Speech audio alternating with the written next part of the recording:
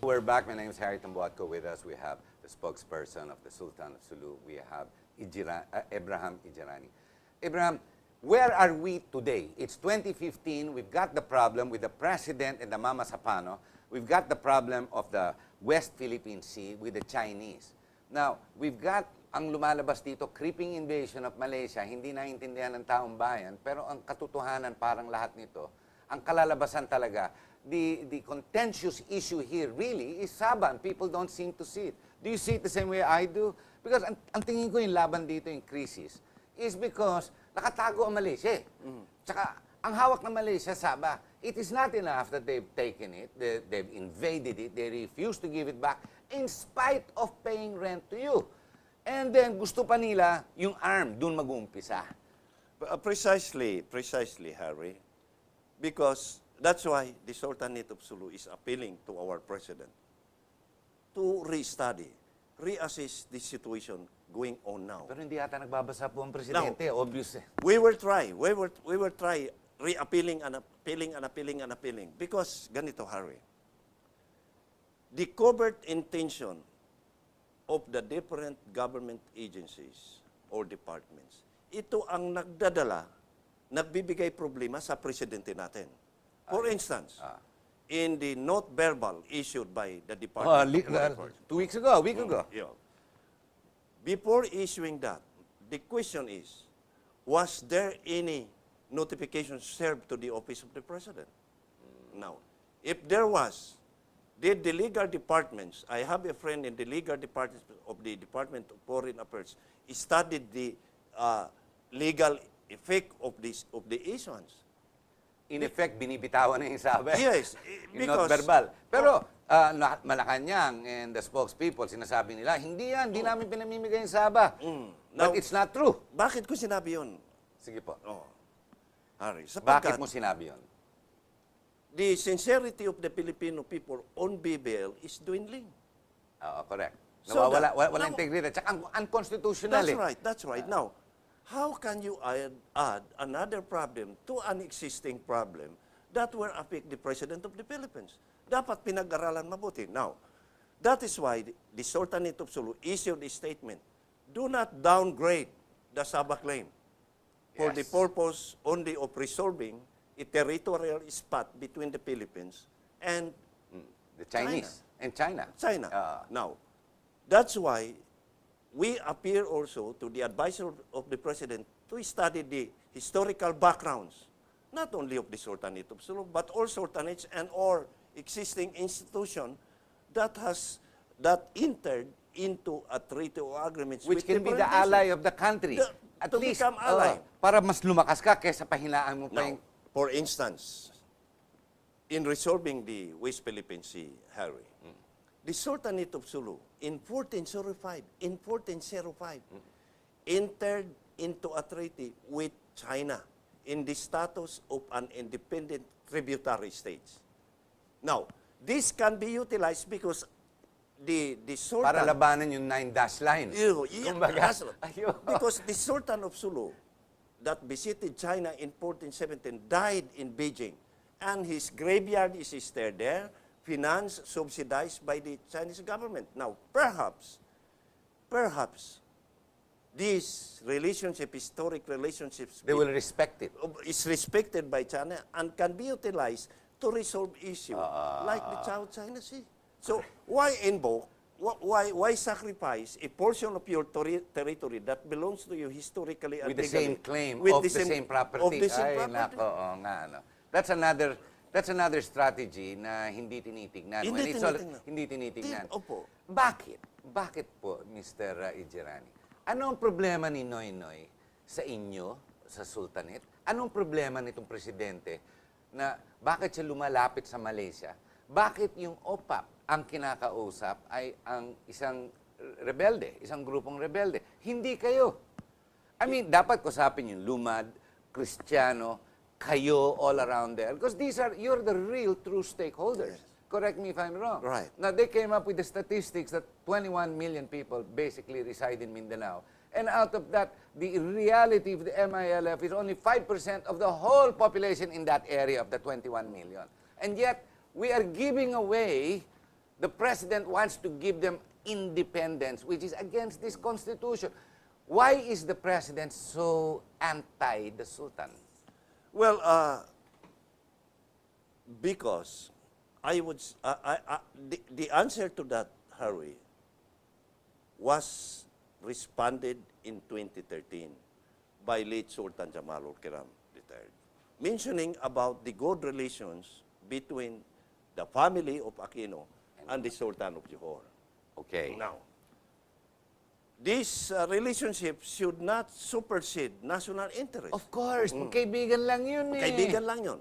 Now, that's why the Philippine government, in relation to the BBL, must adopt the kind of negotiation between the Western countries and the Iran on the nuclear talks. Okay, Now, on that talks, the two parties agreed for the creation of a party, not the party of the cessation of hostilities that is only monitoring the situation during the span of, of the space talks, but even beyond.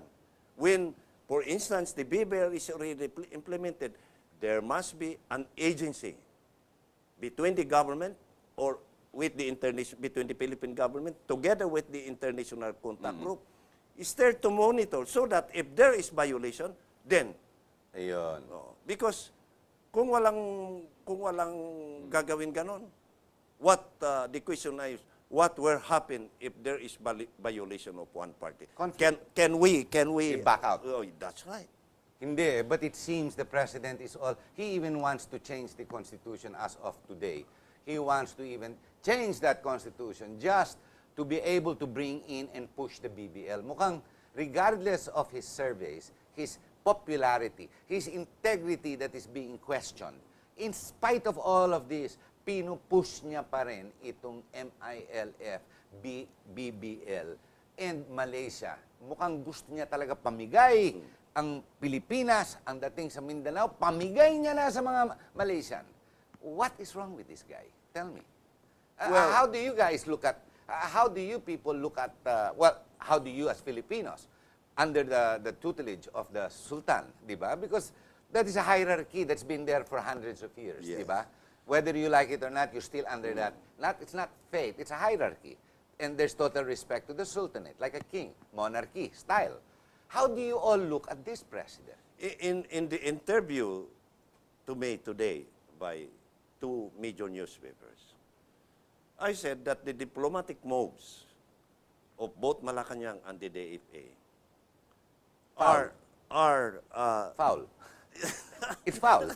are treating the issues na ang sinyalis diyan, Harry, that this government or this administration really wanted to extinguish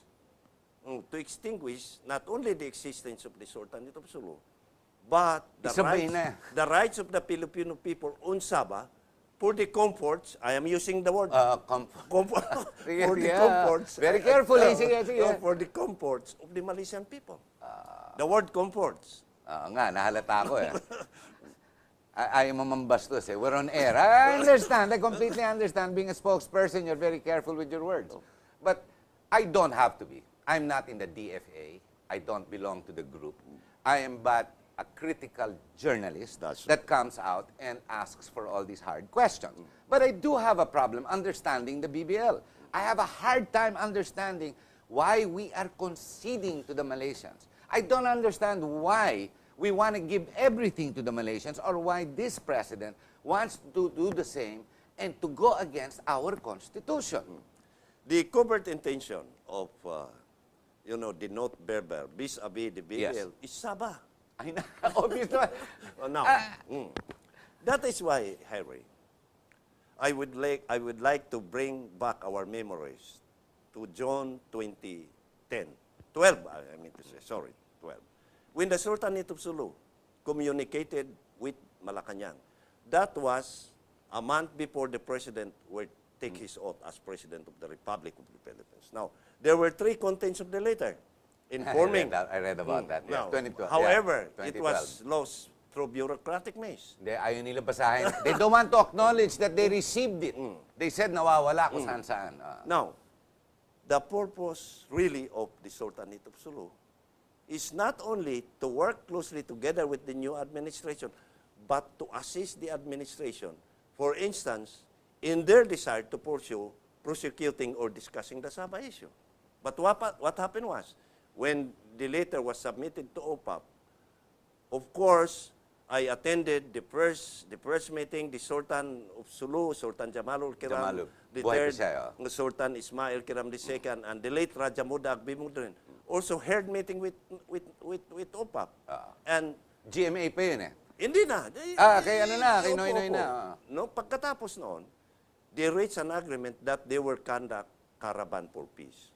Now, in fact, prior to that, I was invited by the GRP panel to brief them about the influence of the Imayalip in the archipelago of Sulu. I did that at the UP Law Center at the University of the Philippines in the presence of the present chairman of the GRP as well as the former chairman of the GRP. Now, we briefed them on the influence of the Imayalip in Basilan, Sulu, and Tawi-Tawi. And also, we appeal to OPAP to really conduct massive consultation with the people in the area. But what happened was, You were rejected. we were rejected. The Sultan Jamalul Kiram III, Sultan Ismail Kiram II. I know. It's Sila na lang ang nag-conduct ng caravan for peace. And a month later, nalaman natin that the President and the Imayalip were in Tokyo. I know, signing. Well, it is obvious. The Sultan, who is Filipino, obviously is pro-Philippines. That's right. This president is obviously pro-Malaysia. Before we close the show, what would be a very short message to the president should he begin or we have the opportunity para marinig niya? Anong gusto mo sabihin sa kanya? Well, the President should not waste this national patrimony. This national patrimony is not only a solution to the economic crisis faced by our government or the Republic of the Philippines, but this is the legacy of the strength of the Filipino people that lasted for more than 300 years in preserving their independent sovereignty, which was the Sultanate of Sulu. And we urge the Filipino people to please help us pray for the enlightenment of Malacanang so that they will be awakened to know that really, historically and legally, Sabah belongs to the Filipino people. Ladies and gentlemen, we hope you appreciate the interview. The national patrimony does not belong to the executive department or to the president personally. Now, whether I will call this president a nationalist, a patriot, I think not. We have a problem. This problem, this crisis is ongoing. The problem is, you're all looking at it, iniisip nyo, Mama Sapano, tama naman po eh. They were murdered, they were massacred. Iniisip nyo, BBL, linoloko lang po kayo. Ang labanan po dyan ay Sabah. Can you imagine, if we get back our proprietary well, they already own it, the Sultan, which is Filipinos, the sovereignty, and we get it back away from Malaysia.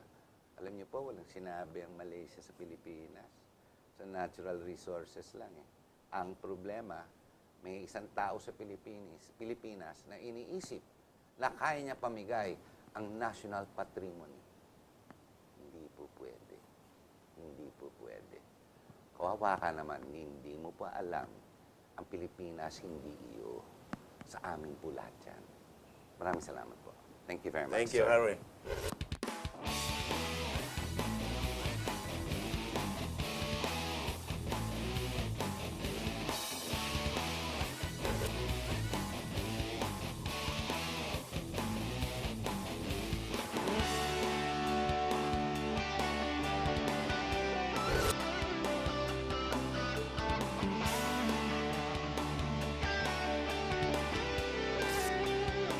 You are what you watch.